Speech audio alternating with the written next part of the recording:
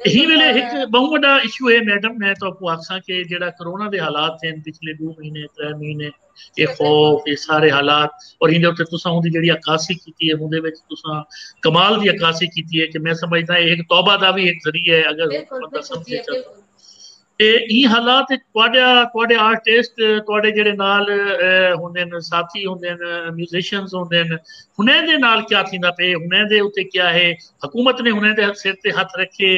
नहीं रखिया, ई मसले को तुसां जरूर दसो ताकि मैं चाहना नहीं कि अरबाब इख्तियार तक की गाल बिल्कुल मैंने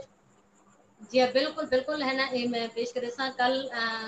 परसों की गाल है कि मेरे समझो म्यूजिशियन आए बड़े, बल्कि मेरे नहीं हर म्यूजिशियन जिथे जिथे जा रहा मिलते,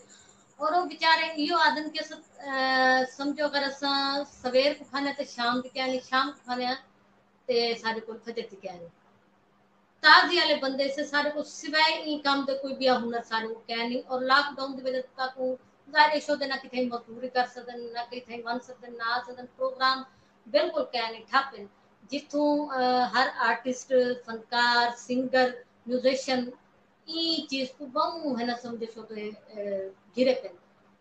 ना उन्हें को खावन की कोई शय, और बकायदा उन्होंने कल आए बड़न उन्होंने हालत मेरी थी, और मैं के भाई जी तुम्हारी हालत उन्हें के मैडम जी साहब ये दसो सारे घर लोन ही क्या नहीं रोटी रोटी तो दूर जा रही लोन ही क्या नहीं, तो मैं कि कोई इमदाद का जरिया कुछ कोई क्या नहीं, तो मैं कि असा तो सुने है ना भाई वो इवें में हुकूमत फंड देनी पई ये चीज देनी पई, लेकिन वहां सारे तक कुछ शय नहीं पहुंची, अगर पहुंचती है तो कहीं थ्रू पहुंचती है तो वो मिले ना मिले, लेकिन मेरी ये समझो सब सारी हुकूमत को गुजारिश है कि अगर उन्होंने कुछ शय देनी भी है इमदाद ही करनी है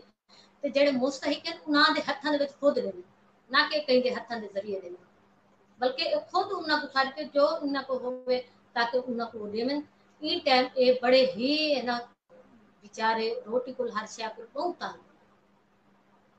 उहे भी प्रोग्राम्स और मामलात पहले भी प्रोग्राम बहुत घट जनी ही क्या चुके ना हैं, जी यार, और हुण तो और बिल्कुल ही जीरो है और हुण ही हालात दे विच उन्हां मजदूरी कर सकते हैं ना कोई ब्याह काम कर नहीं सकते हैं, उन्हें नहीं जी सिंगर शो तो रोजी दा बैगन सिंगर बैगन बिल्कुल। उन्हें को समझो कोई यो क्या नहीं, तो चलो ये है कि एक दी बार दी बार कोई प्रोग्राम आ जाए तो चलो म्यूजिशियन दा ही भला थी वेंदा, सिंगर दा भी शो दा थी वेंदा है, हुण ना सिंगर शो दा किथे वेंदा म्यूजिशियन ओ शो दे इमे दे में बैठे थे,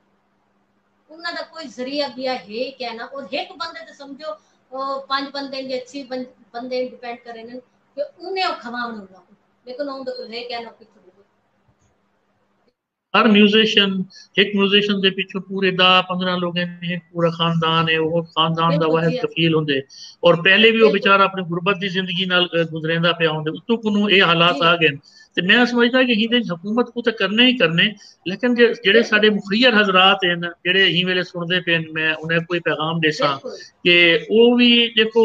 मैं जिंदगी दे विच बंदा सारी जिंदगी मैडम सीखते ना, और सारे बिल्कुल दोस्त जी जेडे साडे सुनते पे ही वेले वो भी बड़े माशाअल्लाह मैं कहदा पिया कि बड़े उन्हें को अल्लाह ने बड़ा इल्म भी दिते हिल्म भी दिते बिल्कुल बसीरत हिकमत सारी। जी हुन बिल्कुल देखो बिल्कुल अगर असा इतना सोच गिनो कि भी मैं अगर मेरा खानदान है मेरे 6 लोग पलते पे मैं अपने 10 लोगों को चलाइना पिया, ते अगर 2 4 को मैं ब्याह भी फीड कर दे सा महीने दे नाल जी हाँ तो फर्क नहीं पौंदा, बिल्कुल अगर हर बंदा हर फैमिली एक भी फैमिली की थोड़ी जी भी ना जिम्मेदारी करे उनको करे तो सपोर्ट उन्हें कर। तो कोई हर्ज क्या नहीं हमसायगी दे विच असां अगर नजर मारूं तो साकू पता लगदे कि वल तो कोई ना आखना पवेगा कि हुकूमत सिर्फ करे, ते ही जी वास्ते हाँ असां मिन हैसल कौम आदू कि ये भी साडा अलमिया है, और साकू हिंदू जी ते हाँ तवज्जो देवनी चाहिए है। अज दे ही बिल्कुल निशस्त असां ये भी पैगाम देसूं कि मुखय्यद हजरात मैं तुसां असां सारे रल के, बिल्कुल मैं अपना सोचा कि मैं भी कुछ करे ना नहीं करे ना, ये बड़ा जी जरूरी है असल ये अमल। बिल्कुल इवें मैं डॉक्टर अमजद साकिब साहब तुसां सुनते हो सो अखवत दे बानी हैं माशाअल्लाह, और उन्हें बिल्कुल जी पाकिस्तान जी दे हाँ विच पिछले 18 साल दे विच 100 अरब तो भी ज्यादा कर्ज बिल्कुल हसन की शक्ल दिते लोगों को उत्ते घेना उन्हें को कमावन दा आदि कीते, और भला पैसे वापस करन दा भी। ते इवें जी मैं हाँ चाहता ही वेले डॉक्टर साहब भी अगर सुनते पे होवन मैं बिल्कुल क्योंकि बहुत करीब को अखवत को दिखे, ते मैं चाहसा कि डॉक्टर साहब ही पासे जरूर तवज्जो देवन कि ये लोग जड़े हैं बिल्कुल ही टाइम ये लोग तो कुछ जी ना हाँ कुछ कर सकते हैं, लेकिन साडे जी हाँ म्यूजिशियन साडे गावन वाले साडे वो लोग ये साडी सोसाइटी का एक हिस्सा है। बिल्कुल अमजद भाई है कि इन्होंने इशू रखे कि अगर है ना सिंगर है वो 50 साल का उम्र है तो 50 उत्ते रहो तो उनको समझो जड़ा इमदादी एहसास प्रोग्राम हुकूमत तक पैसा मिले 50 या है ना 50 उत्ते रहो ਜਿਹੜਾ 37 ਵਾਲਾ ਹੈ 36 ਵਾਲਾ ਹੈ ਜਾਂ 38 40 ਵਾਲਾ ਹੈ ਉਹ ਕਿਹਦੇ ਵਿੱਚ ਕਿੱਥਾ ਮੰਨੇ ਉਹ ਕਿੱਥਾ ਵਿੱਚ ਉਹ ਤਾਂ ਸ਼ੁਕਰ ਬੈਠੇ ਉਹਦਾ ਵੀ ਬਾਲ ਹੈ ਉਹਦਾ ਵੀ घर है ਉਹ ਕਿ ਤੂੰ ਖਰਚੇ ਚਲਾ ਦੇ बल्कि मैं ना ये पैगाम जरा इंशाल्लाह मेरा यकीन है कि डॉक्टर साहब जरूर सुन सन और डॉक्टर साहब भी को कहीं ना कहीं हिंदे विच साडी ही कम्युनिटी वास्ते भी करे सन जिवें वो स्टूडेंट्स वास्ते करेंदे पेन जिवें वो मतलब नौजवाने वास्ते रोजगार में खवातीन वास्ते भी बहुत करेंदे पेन इवें वो इंशाल्लाह हिंदे ते जरूर तवज्जो देसन